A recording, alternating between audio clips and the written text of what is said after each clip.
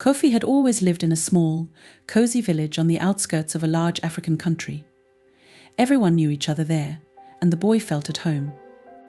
Every day passed in a familiar rhythm. He helped his parents on the farm, played with friends in the meadow, which seemed endless to him, and rejoiced in every little thing. But one day his usual life changed. Kofi's father got a job in another village, a larger and more developed one. This was good news for the family, but for Kofi it meant one thing: goodbye to his old life. As they packed their belongings that day, the boy stood at the window and looked out at the village that was soon to be only a memory. It was hard for him to realize that he would have to leave the place where his entire childhood had passed.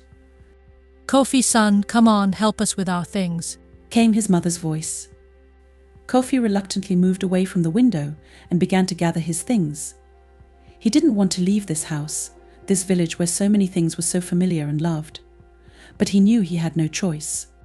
A few hours later, the family was on their way to the new village. The journey was long, and during that time Kofi didn't utter a word. He thought about what the new school would be like, whether he would make new friends, and how he would cope with all the changes. When he arrived in the new village, Kofi felt even more alone. The village was bigger and busier than his home village. The streets were crowded, unfamiliar houses stood next to each other, and the boy lost all sense of security. Their new home wasn't as cozy as the previous one, and Kofi couldn't get used to his new surroundings. The next morning he was awakened by his mother reminding him that it was time to get ready for his new school. Kofi struggled to get out of bed, feeling a growing uneasiness. He knew this day was going to be a tough one. When he entered the classroom, all eyes turned to him. The teacher, an elderly woman with a kind face, introduced him to the class. "Children, we have a new student. This is Kofi. He has come from another village, so please be kind to him and help him settle in." But instead of kind looks and words of encouragement, Kofi felt cold stares. The children were whispering among themselves, eyeing his clothes and his dull briefcase, which was already worn out. The boy sat down at the last desk and tried not to pay attention to the whispers behind him. The first recess began with several boys approaching him. One of them, obviously the leader of the group, started a conversation. "Hey, what's your name?" he asked with a sneer in his voice, even though he remembered the newcomer's name perfectly well. "Kofi," he answered quietly, trying not to look them in the eye. "Listen, Kofi, you're from some backwoods village, aren't you? It's different here. It's going to be hard for you," the leader said with a smirk. "I'll try." Kofi mumbled, not knowing what to say. "You'll try, ha." The boys laughed. "Let's see how you do." With those words they turned and walked away, leaving Kofi standing there confused. He couldn't understand why they were acting this way. After all, he hadn't done anything wrong to anyone. "Maybe in time they'll accept me," Kofi thought, trying to calm himself down. After class, when all the students started to go home, Kofi walked slowly down the road, thinking about how tomorrow would go. He knew it wouldn't be easy, but he also realized that he needed to adapt and try to find his place in this new environment. That evening at home, he told his mother about his impressions of the first day of school. She listened to him carefully, stroked his head, and said, "Don't worry, son. Wherever you go, it will be difficult at first. But you are a smart boy, and I am sure that in time everything will get better. The main thing is to be patient and don't give up." Kofi nodded, but there was still a feeling of unease in his heart. He didn't know what was in store for him next, but he was determined not to show his fear. The next day began much like the previous day. Kofi tried to keep a low profile, but it seemed that his presence always attracted attention. His classmates continued to tease him, but he tried not to react. At lunch recess, however, Kofi encountered another unpleasant situation. He was sitting alone at the table when the same boy and his group approached him again. "What, Kofi, no one wants to sit with you?" he asked snidely. "I just want to be alone." Kofi replied quietly, feeling a lump forming in his throat. "Alone? No one wants you." Another boy in the group said, and everyone laughed again. Kofi felt his eyes fill with tears, but he held back and just lowered his head. He felt ashamed that he couldn't stand up for himself, and that made it even worse. He knew he had to do something about it, but he didn't know what. The evening of the day Kofi came home, his father noticed that something was wrong with his son. Kofi, what's wrong? You seem depressed. He asked worriedly. At school. Kofi started to say something, but he stopped talking. He didn't want his parents to worry. It's okay, Dad. It's just hard to get used to. His father looked at his son carefully, then walked over to him and put his hand on his shoulder.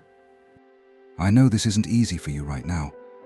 But remember, Kofi, every journey begins with a first step. You can overcome all the difficulties. The main thing is not to lose faith in yourself. Kofi nodded, although inside he still felt lonely and misunderstood.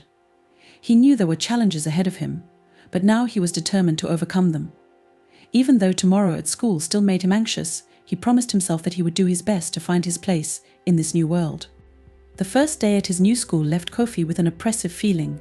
His classmates were clearly not in the mood for friendship. The boy came home with a heavy heart, but he tried not to show his worries to his parents. He already realized that his position in the class would not be easy, and he would have to prove that he was not as weak and alien as they thought. The next morning, as he approached the schoolyard, Kofi saw that most of the students had already gathered and were discussing something. He noticed a few of the boys in his class whispering and chuckling, peering in his direction. Kofi clutched the straps of his briefcase and took a deep breath, preparing himself for his second day at his new school. When the bell rang, the boy walked into the classroom and sat down at his desk. The entire class immediately fell silent as he walked in and then whispered with renewed vigor. He could feel dozens of eyes on him. A few minutes later, the teacher entered the classroom and the lesson began. Kofi tried to concentrate on his studies, but he couldn't shake the feeling that someone was always looking at him. Soon the first break came.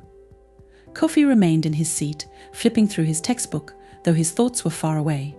Suddenly, one of his classmates approached him. It was a tall boy with a cocky expression who had been introduced yesterday as Kenu. Hey, Kofi. Ken said, leaning closer. Where are you from anyway? You have such a weird accent. Kofi looked up, trying to remain calm. I'm from a small village up north. We recently moved here. He replied, feeling the anxiety building in his chest. Ken grinned and nodded to his buddies, who stood a little further away, clearly encouraging him to continue. Ah, I see. Well, that explains your clothes. Ken said, examining Kofi's old shirt and pants, which clearly bore the marks of years of use. There aren't many stores in our village. Kofi started to justify himself, but Ken interrupted him. Hey.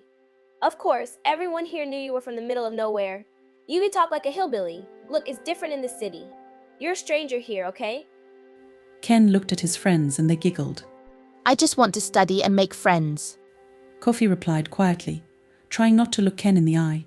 He could feel his face starting to burn with shame and resentment. Ken was apparently not satisfied with this reaction. He decided to push even harder. Friends?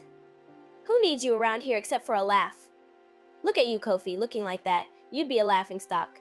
No one will want to be friends with you until you start acting like a normal person. He said, still grinning mockingly. Normal? What does that mean? Kofi didn't expect himself to ask that. He knew he couldn't fit into this new world if he didn't understand its rules. Ken hesitated for a moment, but quickly came up with an answer. It means being like us.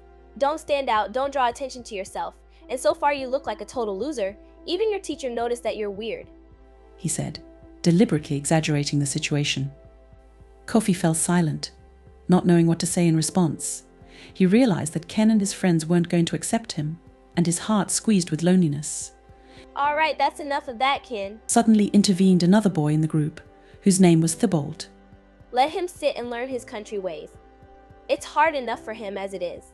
Ken snorted derisively, but waved his hand. All right, Kofi, we'll talk to you again. Maybe you'll understand how things work around here. With those words they turned and walked away, leaving Kofi deeply confused. The boy lowered his head, feeling even stranger in the school. He couldn't get used to not being accepted here. It was different in his home village. There, despite the simplicity of life, everyone was friendly and supportive. But here, in this new, unfamiliar environment, it seemed no one was going to be his friend. A couple more classes passed, and Kofi tried to focus on his studies, but thoughts of his unpleasant classmates kept coming back. He could feel the fear building up inside of him before each break, because each time he expected more ridicule and bullying. At lunch recess, Kofi found himself alone again.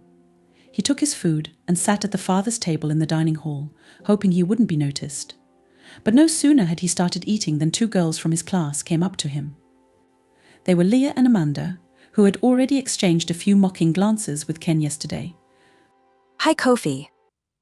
Then and Leah began, leaning on the table across from him. do you always eat alone? Kofi lifted his head and looked at her. She didn't sound as hostile as he'd heard from Ken, but there was still something unpleasant in her tone. I'm just more comfortable this way. He answered, trying to speak calmly. You know, that's not the way it works here. We all eat in company.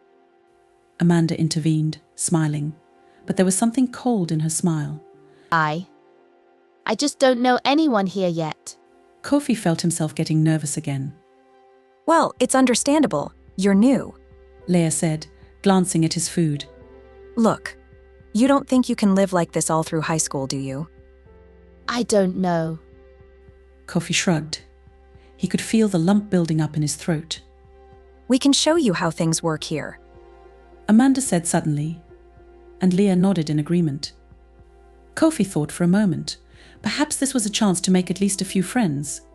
But something about their behavior made him doubt it. He couldn't tell if they were sincere in their offer or just playing him like a cat and mouse. Thank you, but I want to handle this myself. He said politely, though he wasn't sure what he meant. The girls looked at each other and shrugged. Well, as you wish. Just don't complain about being alone. Leah said with a note of warning in her voice, and they both left. Kofi was left alone again, feeling the pressure from his classmates slowly building up. He realized that if he didn't start adjusting, it would only get harder for him. But how? How could he become part of this collective if he was not accepted? After school, on his way home, Kofi tried to find answers to these questions. It was difficult for him, and he didn't know how to handle the situation. But one thought kept coming back to him: don't give up. He realized that if he gave up every time he faced a difficulty, he would never be able to accomplish anything in life. When he got home, his mum asked him how his day was. It was fine. He replied, trying not to show his anxiety. But she noticed that her son was depressed and approached him. Kofi, I can see that it's hard for you. But remember, you're stronger than you think. Time will sort things out, she said softly, putting her arms around him. Kofi nodded. He knew there were still many difficult days ahead, but he was determined not to give up. He had to prove to himself and others that he was not just an outsider, but a full-fledged student at this school who deserved respect and friendship. After the first few days at the new school, Kofi began to realize that the adaptation would be much more difficult than he had expected. The hostility he encountered did not disappear, but on the contrary, only intensified. Over the next weeks, the situation began to deteriorate rapidly. If at first he was simply teased because of his accent and clothes, now his classmates were deliberately trying to make his life more difficult, making it unbearable. Every morning when he woke up, Kofi felt a weight of anxiety constricting his thoughts. He knew that the day would be full of challenges that he would have to overcome alone. It wasn't just teasing that awaited him at school, but real bullying. Classmates were banding together to come up with new ways to humiliate and hurt him. At first, they started by simply ignoring him. During recess, when other kids would gather in groups and socialize, Kofi would be left alone. No one wanted to sit next to him at the same desk or share textbooks. Even in class, when the teacher asked questions of the whole class, they seemed to ignore him, whispering among themselves and glancing at him when he tried to answer something. This emotional coldness created an invisible wall around Kofi that grew higher and higher every day. The bullying then escalated into more active forms of aggression. Every day, Kofi faced new jokes from his classmates. For example, when he sat down at his desk, his chair would be smeared with soap, causing him to fall over, causing the whole class to cackle. His textbooks were often missing or scribbled with offensive words. One day he found his notebooks torn out and scattered around the classroom, with ink on the pages. He had to rewrite all the assignments, and the teacher, not knowing the real reason, thought it was just his carelessness. Even worse, the bullying didn't stop at school. Returning home, Kofi would sometimes find his path blocked by the same classmates. They would push him, laugh, take his backpack and throw it in the dirt, and sometimes even swing to hit him. But the physical pain was nothing compared to the humiliation he felt when he saw their satisfied faces. Especially hard for him was the case when in one of the lessons on physical education, in front of everyone, he was tripped up and he fell down, hitting hard. Everyone immediately laughed and no one offered to help. The teacher didn't even notice what had happened as he was busy explaining the exercise. At that moment, Kofi felt an unbearable desire to disappear, so that no one would ever see his humiliation again. Over time, Kofi became withdrawn and silent. He avoided talking and tried not to draw attention to himself, but this only fueled the interest of his classmates, who saw his silence as weakness and fear. They found new ways to hurt him. For example, one of the boys in their class began spreading rumors that Kofi was bringing strange and dirty things to school, hinting at his village origins. These rumors spread quickly, and soon even those children who had not previously participated in bullying began to be suspicious of him. One day was particularly difficult for Kofi when he arrived at school and found his seat at his desk completely splattered with paint. His textbooks and notebooks were ruined, and a crude insult had been written on his desk. This was the final straw. Kofi could hardly hold back his tears, feeling completely broken and alone. At that moment, he even considered not coming to school anymore, but realized that wasn't an option. Deep down, he knew he couldn't just run away from the problem. The psychological pressure he felt on a daily basis was beginning to take its toll on his physical state. He lost his appetite and began to sleep poorly. Kofi was constantly thinking about what was going on and had no way out. His parents, seeing that something was wrong with their son, tried to talk to him, but he didn't want to tell them what was going on. He felt like they wouldn't understand him, or worse, would blame him for not being able to handle the situation. Kofi decided to shut himself off and try to find a way to get through it all on his own. The psychological tension began to build. Every time he felt he couldn't take it anymore, he remembered his mother's words that time would sort things out. But every day it became harder and harder to believe it. Sometimes, lying in bed at night, Kofi thought about why this was happening to him. He was kind, trying not to hurt anyone, but despite that, his life had become a nightmare. The more time passed, the more desperate Kofi's situation became. He realized that if the situation did not change, he might not be able to stand it. Thoughts of running away from school or even the village began to cross his mind more and more often. But he realized that this was not a solution. Kofi began to think about how to change the situation, how to stop the bullying. One of the hardest things for Kofi was the realization that he was in complete isolation. Even the few students who did not participate in the bullying stayed away from him, fearing that if they began to socialize with him, they too would become targets for ridicule. At times like this, Kofi felt more alone than ever. It seemed to him that the whole world was against him and no one wanted to help him. The bullying from his classmates began to take new, even more subtle forms. One rainy day, Kofi discovered that his backpack had been taken outside and left out in the rain. His books and notebooks were soaked through. Kofi struggled to hold back the tears as he gathered his things and tried to somehow salvage what could still be salvaged. He couldn't understand what he had done wrong to deserve such hatred. His whole being resisted the idea that people could be so cruel simply because he wasn't like them. As the weeks went by, Kofi was beginning to lose faith that things would ever change. His inner world began to crumble, and he felt like he was on the verge of complete emotional exhaustion. Each new day brought new challenges, and Kofi felt himself sinking further and further into the abyss of despair. But despite all of this, deep down Kofi continued to believe that he could find a way out. Somewhere inside him lived a small spark of hope that kept him from finally breaking down. He knew he had to find a way to cope, to overcome this horror and show everyone that he wasn't as weak as they thought.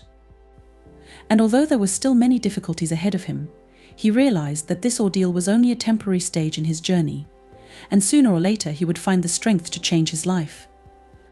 At some point, when the bullying from his classmates became unbearable for Kofi, he decided that he could no longer handle the situation alone.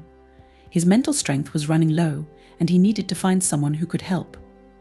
His first thought was to turn to the teachers. He hoped that adults could see what was happening and stop it. The next day, upon arriving at school, Kofi felt strangely excited.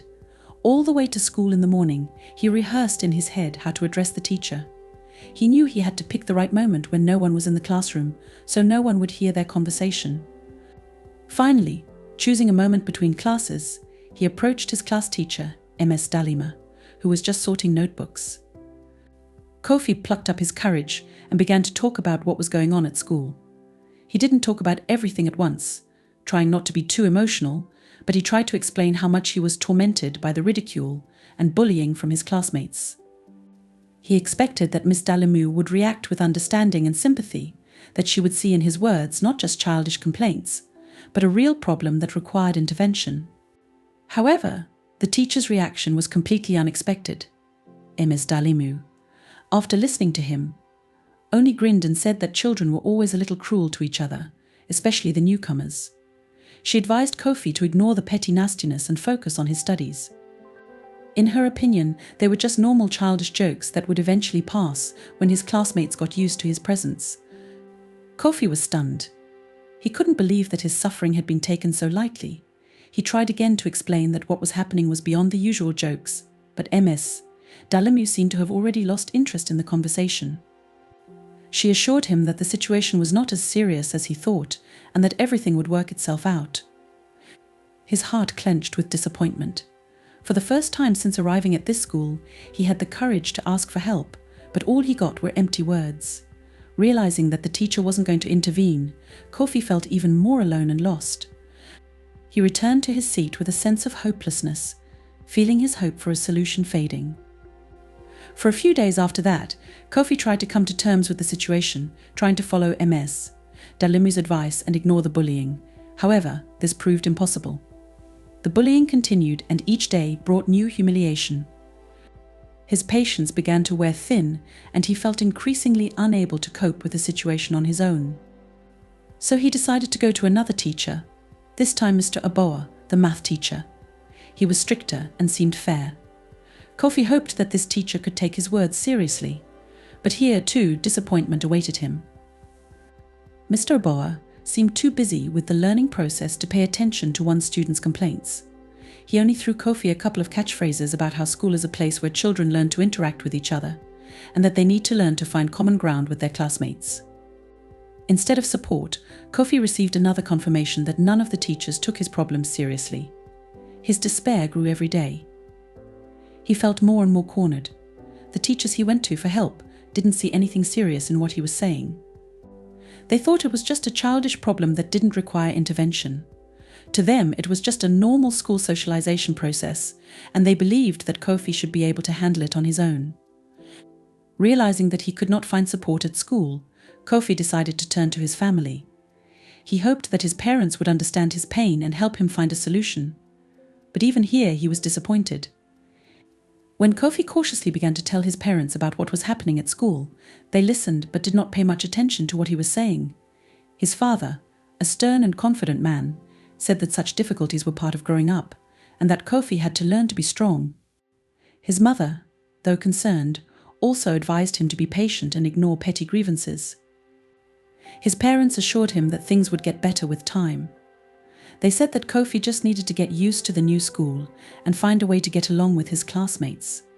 His father even recalled his own school years when he faced similar problems and how he overcame them, becoming stronger. In his opinion, these difficulties would build Kofi's character and make him more independent. However, Kofi felt that his parents' words, despite their intention to help, did not reflect the seriousness of his situation. He found it difficult to accept the idea that adults could not see how difficult his situation was. He could not understand why his suffering was perceived as something normal and passing. The lack of support from his family was another blow to him. He was left alone with his problems, and this loneliness was beginning to become unbearable. Soon Kofi began to withdraw more and more into himself. He no longer saw the point in sharing his worries with anyone, knowing that no one would take them seriously. He could feel an invisible wall growing between him and the people around him, shutting him off from the outside world.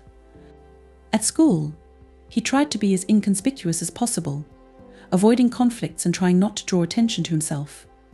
But despite this, the bullying continued, and Kofi felt that he was on the edge of his abilities. His inner world became increasingly filled with bitterness and resentment. He began to feel a sense of injustice to himself and his life. It seemed to him that the world had turned against him, and no one wanted to help him. This feeling of despair and helplessness became a constant companion of his days. He stopped enjoying the things that used to bring him pleasure. His whole existence became a struggle with himself and with those who hurt him. Kofi felt anger and resentment growing inside him more and more. These feelings began to fill his thoughts, preventing him from focusing on anything good. He knew he couldn't live like this anymore, but he didn't know how to change the situation. Thoughts of running away from school, or even leaving home altogether, began to cross his mind more and more often. It seemed to him that the only way to stop suffering was to just disappear, to go somewhere where no one could get him. At this time, he began to think that perhaps he himself was to blame for what was happening to him. These thoughts tormented him and destroyed his self-esteem. It seemed to him that if he had been different, if he had been able to fit in better, things would have been different. He felt like an outsider not only at school, but also in his own family. This internal conflict was tearing him apart, robbing him of the last remnants of his self-confidence. Yet despite all this, Kofi continued to go to school, as if he were fulfilling a duty that could not be avoided. Every day was a test that he had to pass over and over again. He no longer hoped for help, but in the back of his mind there was still hope that someday things would change, that one day he would be understood and accepted for who he was.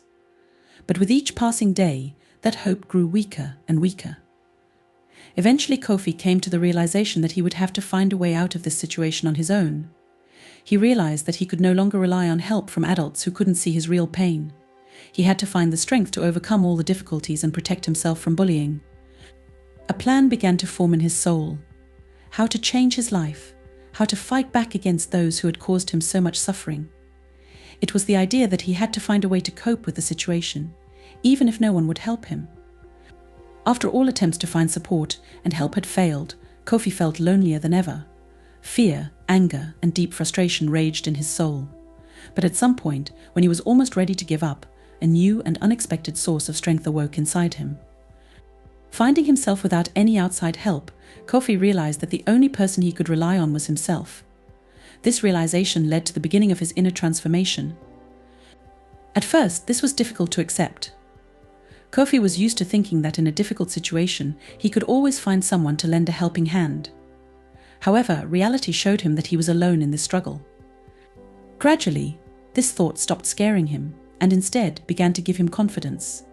He realized that he had strength and capabilities that he didn't even know he had. One of the first steps toward inner transformation was Kofi's decision to change his attitude.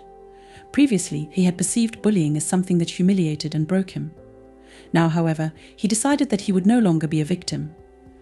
He began to see every confrontation with his classmates as an opportunity to try his strength and test his stamina. It became a challenge of sorts for him, which he accepted with determination. Kofi realized that he needed to develop a confidence that could protect him from being attacked by his classmates. He began to look for ways to strengthen his inner self. During this period, he turned to sports, which had always been of interest to him but had not previously occupied a significant place in his life. He began regular running and strength training, finding it not only a way to improve his physical condition, but also a stress reliever. Every time Kofi went for a run, he could feel his body and mind getting stronger. He began to notice that each day he was finding it easier to deal with fatigue and pain, and this physical hardening was gradually spilling over into his mental state. Another important point in his transformation was the discovery of his creative abilities. Kofi had always loved to draw, but had never given it much thought before. Now he found it not only a comfort, but also a way to express his feelings. When he drew, his soul was soothed and he could put into form his emotions that would otherwise be difficult to put into words. The colors and lines on paper became a kind of therapy for him to cope with his inner conflicts and pain. Over time, his drawings became more complex and emotionally intense, reflecting the changes that were taking place in his soul. Drawing helped him find inner balance and see the world from a different, brighter perspective. In addition, Kofi discovered his ability to solve complex problems and challenges. He began to use this skill to find solutions to situations that seemed hopeless.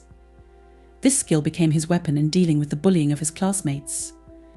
Instead of simply reacting to their actions, he began to think his moves ahead, planning how to avoid or turn conflicts in his favor. His strategic thinking skills gradually began to pay off, and his classmates began to notice that Kofi was no longer easily intimidated. Over time, the changes that were taking place inside Kofi began to be reflected in his behavior and appearance. He became more confident, his movements more purposeful and calm. There was a hardness in his gaze that said he was no longer afraid. His classmates noticed this change, and their attitudes towards him began to gradually change. Although they were still trying to hurt him, they were no longer as confident as before. Kofi was no longer giving them the reaction they expected. Instead of fear and helplessness, they saw before them a man who was willing to stand up for himself and would not allow himself to be humiliated. However, the changes were not just on an external level. Kofi began to feel a new strength growing inside him that allowed him to see the world from a different perspective. He stopped seeing hardships as punishment or injustice and began to see them as opportunities for growth and self-improvement. He met each new challenge with willingness and determination, knowing that it made him stronger. Gradually, this inner transformation began to take its toll. Kofi began to feel more and more confident and calm. His fears began to recede. He realized that no one but himself could solve his problems, and this realization gave him strength. He stopped being the victim he had been in the beginning and began to become a man in control of his own destiny. Kofi also began to spend more time studying, finding it a way to prove to himself and others that he was capable of more. He became better at his assignments, his grades improved, and his teachers noticed this progress. Although he wasn't looking for recognition, it gave him even more confidence in his abilities. Studying became another arena for him to showcase his talents and abilities. Especially significant for Kofi was the realization that his strength was not only in his physical fitness or mental ability, but also in his ability to control his emotions. He learned not to give in to provocation, not to let anger or resentment overwhelm him. Instead, he began to use his emotions as a source of energy, channeling them toward his goals. This ability to control himself became one of the key factors in his transformation. Kofi began to realize that true power lies in the ability to keep his cool and act reasonably, even in the most difficult situations. Over time, Kofi's changes became evident not only to himself, but also to those around him. His confidence, calmness, and determination began to attract attention. Even those classmates who had previously mocked him began to treat him with respect, even if they didn't admit it out loud. Kofi understood that not all problems could be solved by force, but he realized that the changes in his inner world had made him stronger and more independent. He no longer feared loneliness or hardship because he knew he had what it took to face any challenge. This period of inner transformation was a time of self-discovery for Kofi. He found qualities in himself that he had not even suspected before. He realized that it is not only physical fitness or the ability to stand up for oneself that makes one strong, but also inner stability, confidence, and the ability to overcome difficulties. All of this made Kofi not only stronger, but wiser. He realized that life is full of challenges, and it is up to him how he gets through them. These trials helped him to grow up and become a man who can not only protect himself, but also help others. Kofi was no longer the boy who suffered from bullying. He had become a man who could change his life and take control of it. And although new challenges lay ahead of him, he was ready to face them with his head held high. After Kofi gained confidence and learned to control his emotions, he realized it was time to give back to his abusers for what they had done to him. But instead of acting brutally or violently, he decided to use his wits and new skills to demonstrate that he was no longer weak and defenseless. Kofi's revenge plan was based on putting his abusers in embarrassing and humiliating situations, but doing it in such a way that no one could suspect him of being involved. He knew that simple retaliatory aggression would only make his situation worse, so he decided to act with subtlety and finesse, using the qualities he had developed in the past months. The first thing Kofi began to do was to observe his abusers. He scrutinized their habits, weaknesses, and vulnerabilities, studying when and where they were most vulnerable. These observations allowed him to draw up a detailed plan in which every step was calculated with precision. Kofi decided that the most effective way to retaliate would be to undermine their confidence and make them feel as vulnerable as they made him feel. He started with small pranks that at first glance seemed random. For example, one of his most bullied bullies suddenly discovered that his belongings kept disappearing from his school locker and then showing up in the most unexpected places. This caused him not only irritation but also fear that someone was purposely bullying him. The other bully, Kofi, decided to teach the other bully a lesson using the athletic skills he had developed over the past few months. In gym class, when they played team games, Kofi began to deliberately create situations that made his opponents look weak and clumsy. He displayed agility and speed that made them appear slow and awkward against the backdrop of his own successes. This not only diminished their credibility in the eyes of other classmates, but also undermined their self-confidence. But the most important element of his revenge plan was the use of creativity. Kofi knew that the power of art lay not only in its ability to express emotion, but also in the effect it could have on others. He began creating drawings and caricatures that, albeit in veiled form, depicted his abusers in funny and humiliating situations. He would leave these drawings in prominent places at school, leaving no trace that could lead back to him. Classmates seeing these works would laugh at the characters depicted, and Kofi's abusers would feel their authority being destroyed. His plan culminated in one unexpected event that he orchestrated using his analytical skills. He arranged for one of his main abusers to be the center of attention at a school assembly at the most inopportune moment. Because of his inattention and clumsiness, the offender found himself in a ridiculous position in front of the entire class and teachers. This incident became a cause for ridicule among his classmates for a long time, and his reputation suffered greatly. Kofi did not feel gloating that his plan had begun to work. Instead, he felt satisfaction that he had been able to restore justice and show everyone that he was not the weak and defenseless boy they thought he was. With his wits and new skills, he had not only managed to put his abusers in their place, but he had also given himself the opportunity to move on, putting past wrongs behind him. Amidst all the events that Kofi had carefully planned and implemented, the moment was approaching when he had to finally dot all the I's and T's. He chose the most appropriate event for this purpose, a school sports tournament, which was a significant event for the whole school. Teams from different classes participated in this tournament, and the competition always attracted the attention of students and teachers alike.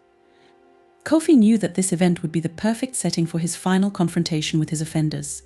He wanted not just to show his superiority, but to do so in front of the entire school community to dispel any last doubts about his strength and determination. The tournament provided such an opportunity. It was not words but actions that decided everything. A few days before the tournament, the atmosphere in the school was heating up. Everyone was discussing the upcoming competition, and each class was eager to field the strongest competitors. Kofi, who had proven his endurance and strength in gym class over the past few months, joined his team. His classmates, who were used to his former timidity, now saw a completely different person in front of them, confident and determined. When the day of the tournament came, Kofi was ready. He realized that this was his chance to end his humiliation once and for all and prove that he was not a weakling. When the competition began, he focused on each stage, giving his best. His main rivals were the same guys who had previously made his life unbearable. Now they were standing opposite him on the field, and you could see the tension in their eyes. They realized that this tournament would not be easy for them. The first stage of the competition was the short distance race. Kofi, having trained for the past few months, had turned running to his advantage. When the starting signal sounded, he rushed forward, leaving his opponents far behind. His movements were confident and powerful, his every step precise and powerful. The crowd erupted in applause when he crossed the finish line first, far ahead of everyone else. The next test was the team tug-of-war. This was a team game requiring not only strength but also cohesion. Kofi, realizing the importance of this stage, took on the role of his team leader. He inspired and supported his comrades, guiding their efforts. When the confrontation reached its peak and the rope began to shift towards the opponents, Kofi gathered all his strength and, tensing every muscle, made a decisive leap, leading his team to victory. It was symbolic. In front of the entire school, he defeated those who had once tried to break his spirit. But the real highlight of the tournament was the final competition, the soccer match, which was always the key event of the day. Kofi found himself in the spotlight when two teams collided on the field, his team and a team made up of those very same offenders. From the first minutes of the game, it was clear that this was going to be a brutal confrontation.